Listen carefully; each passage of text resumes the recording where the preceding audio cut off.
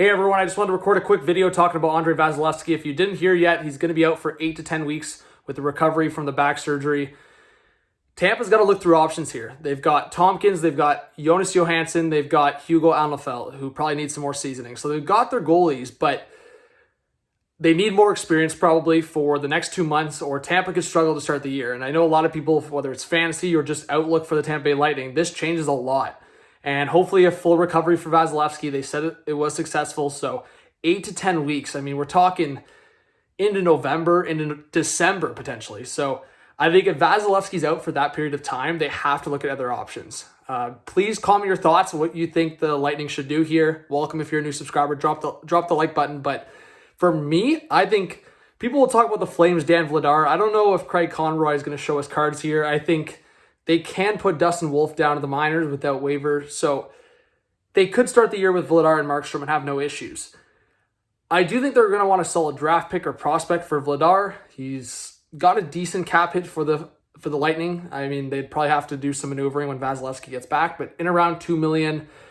Eric Comrie in Buffalo, he's just under $2 million, so that could be an option as well. But I mean, the Sabres in general, after Devin Levi, maybe the Lightning could give a shot to Luukkonen if the Sabres were willing.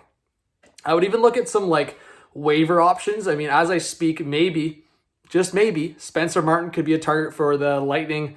He's on waivers as I make this video, so we'll see what happens tomorrow.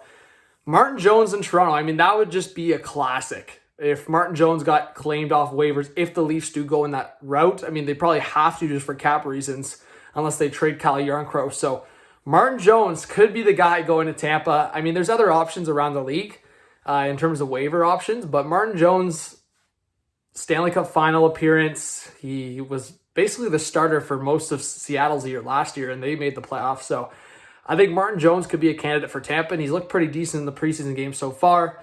I think free agent options would be like a Yaroslav Halak, who's got a lot of experience. He said he wants a contract, doesn't want a PTO, so that could be an option. Or bringing back Brian Elliott. I mean, they could do that for a veteran guy while Tampa just kind of figures out the goaltending they have right now. As I said, I think Alnefelt can become something. I just think it's too early.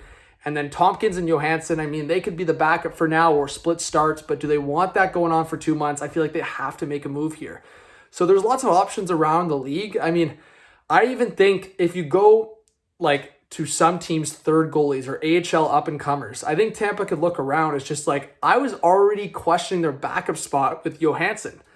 Tompkins, I think, just had a good preseason game, but it's to me, if I already look at them as a weak backup and now they don't have Vasilevskiy, they've got to consider stuff here. So I think there's a few other guys out there that I didn't mention, but Spencer Martin's an interesting one. As I said, Vladar, Comrie, Martin Jones, I think to name a few, but I'm sure there's others out there.